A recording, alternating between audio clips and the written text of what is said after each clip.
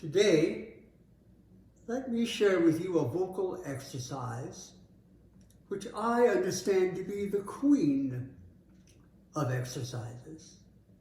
If not the king, high, flashy, and florid, well then certainly the queen, calming, grounding of the earth. The exercise is the noble octave.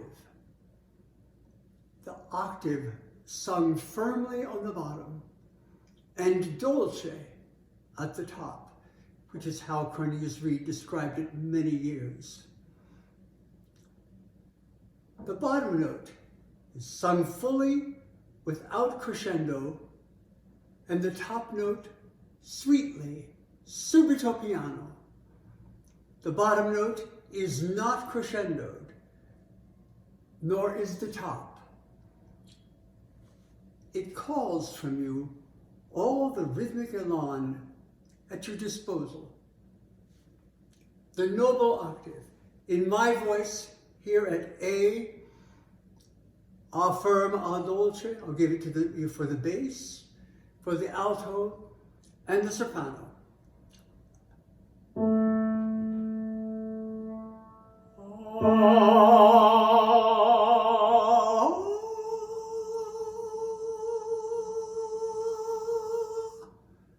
Well, that's not perfect, is it? But we're going to let the exercise do its work and contribute even more rhythmic elan.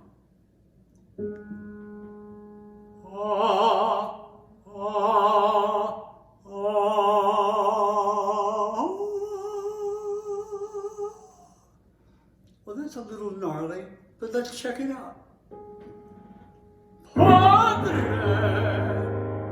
So it's in a good place. And by filling it out, we check it out. So it might not be steady, it might not be any number of things, but so long as it's rhythmic and reflexive, it's doing its work. Here's G.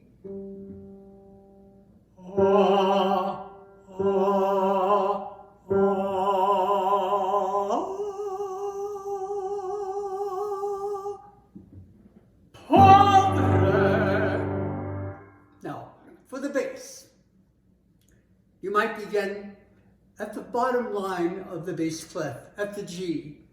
That'll give you the top G, which I understand to be the last true note of the chest register. As you go from G above, we get a contribution of the head voice with each ascending note. So G to C can be done superbly, obviously. They can also be a little messy. So here we go. G to G. You want to iterate it or sing it firmly? I'll give it to you firm.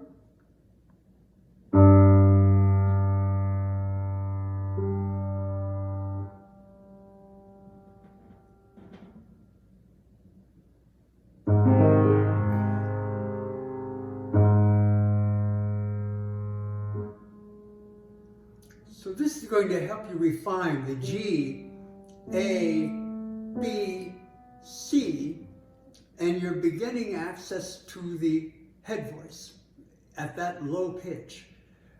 As an alto, you might begin at B below middle C. You can reiterate.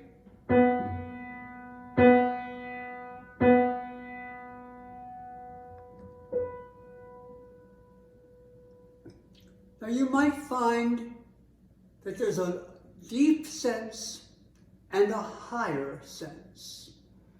One that's more anchored, one that's less anchored. Stay with the deeper. Stay with the anchored until nature presents a better way.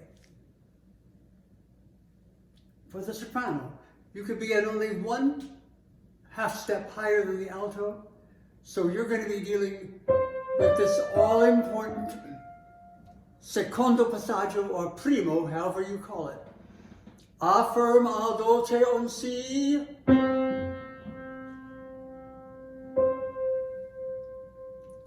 And recall, subito piano. It would be massive cheating to go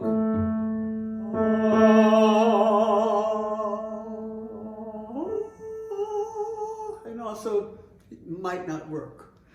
So continuing on, where we go through the passaggio, C, C, D flat, D, and you might find it very worthy up here, G, A flat, right up to the B flat and higher. And when you want to, come back and test it to see how it's working.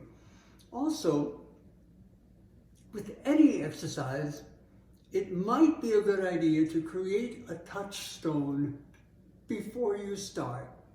Find a favorite passage, simple, not too florid, sing it. And then if it has a high note in it, come back and do this a firm, a dolce, and then sing it again and see if it's better. And if it is, the exercise is working for you. If not, it still might be working for you, but your wisdom will guide you. So I'll leave you with this, again, a firm, a dolce, this is A.